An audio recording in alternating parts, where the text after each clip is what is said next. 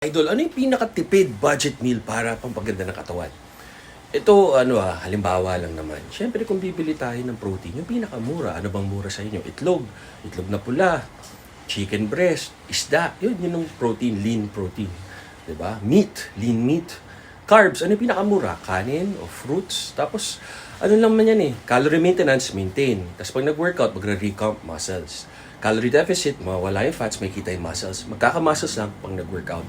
Hindi naman sa pero ito, example yung mga tao na nagtitipid or taong grasa, di ba?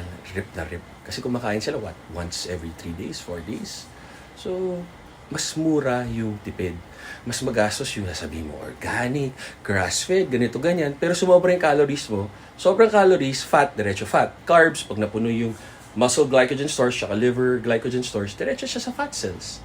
So, ganun lang po kasimple. Walang lokohan. Tama kayo, mali ako. I'm not your doctor. Do what works for you. Happy, healthy guys.